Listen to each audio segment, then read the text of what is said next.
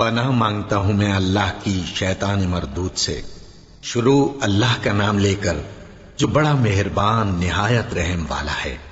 حامیم، اس کتاب روشن کی قسم کہ ہم نے اس کو ایک مبارک رات میں نازل فرمایا، ہم تو خبردار کرنے والے ہیں۔ اسی رات میں تمام حکمت کے کام فیصل کیے جاتے ہیں، یعنی ہمارے ہاں سے حکم ہو کر بے شک ہم ہی فرشتوں کو بھیجتے ہیں۔ یہ تمہارے پروردگار کی رحمت ہے، وہی تو سننے والا ہے، جاننے والا ہے۔ آسمانوں اور زمین اور جو کچھ ان دونوں میں ہے سب کا مالک، بشرطے کہ تم لوگ یقین کرنے والے ہو۔ اس کے سوا کوئی معبود نہیں، وہی زندگی دیتا ہے اور وہی موت دیتا ہے، وہی تمہارا اور تمہارے پہلے باپ دادوں کا پروردگار ہے۔ لیکن یہ لوگ شک میں پڑے کھیل رہے ہیں۔ تو اس دن کا انتظار کرو کہ آسمان سے صاف دھواں نکلے گا جو لوگوں پر چھا جائے گا، یہ درد دینے والا عذاب ہے۔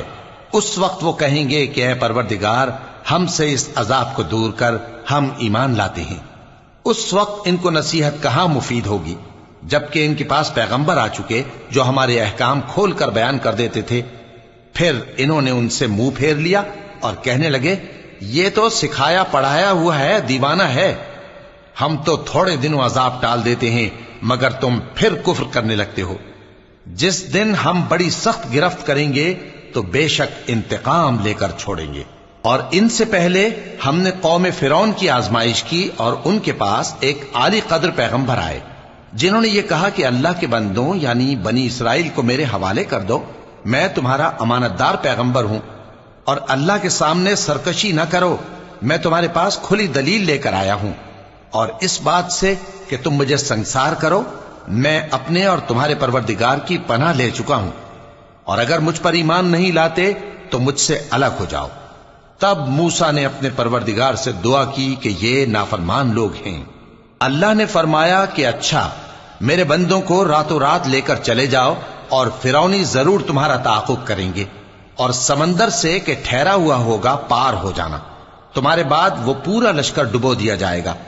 وہ لوگ بہت سے باغ اور چشمے چھوڑ گئے اور کھیتیاں اور نفیس مکان اور آرام کی چیزیں جن میں وہ عیش کیا کرتے تھے۔ اسی طرح ہوا، اور ہم نے دوسرے لوگوں کو ان چیزوں کا مالک بنا دیا۔ پھر ان پر نہ تو آسمان اور زمین کو رونا آیا اور نہ ان کو مہلت ہی دی گئی، اور ہم نے بنی اسرائیل کو ذلت کے عذاب سے نجات دی، یعنی فرعون سے۔ بے شک وہ سرکش اور حد سے نکلا ہوا تھا، اور ہم نے بنی اسرائیل کو اہل عالم میں سے علم کی بنیاد پر چنا تھا، اور ان کو ایسی نشانیاں دی تھیں جن میں کھلی آزمائش تھی۔ یہ لوگ یہ کہتے ہیں کہ ہمیں صرف پہلی دفعہ یعنی ایک بار مرنا ہے اور پھر اٹھنا نہیں۔ پس اگر تم سچے ہو تو ہمارے باپ دادا کو زندہ کر لاؤ۔ بھلا یہ اچھے ہیں یا تبا کی قوم اور وہ لوگ جو ان سے پہلے ہو چکے ہیں؟ ہم نے ان سب کو ہلاک کر دیا، بے شک وہ گناہگار تھے۔ اور ہم نے آسمانوں اور زمین کو اور جو کچھ ان میں ہے اس کو کھیل کے لیے نہیں بنایا، ان کو ہم نے تدبیر سے پیدا کیا ہے، لیکن اکثر لوگ نہیں جانتے۔ کچھ شک نہیں کہ فیصلے کا دن ان سب کے جی اٹھنے کا وقت ہے، جس دن کوئی دوست کسی دوست کے کچھ کام نہ آئے گا اور نہ ان کو مدد ملے گی مگر جس پر اللہ مہربانی کرے۔ بے شک وہی غالب ہے، بڑا مہربان ہے۔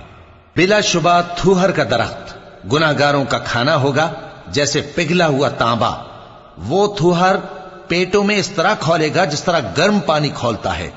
حکم دیا جائے گا کہ اس کو پکڑ لو اور کھینچتے ہوئے دوزخ کے بیچوں بیچ لے جاؤ، پھر اس کے سر پر کھولتا ہوا پانی اونڈیل دو کہ عذاب پر عذاب ہو۔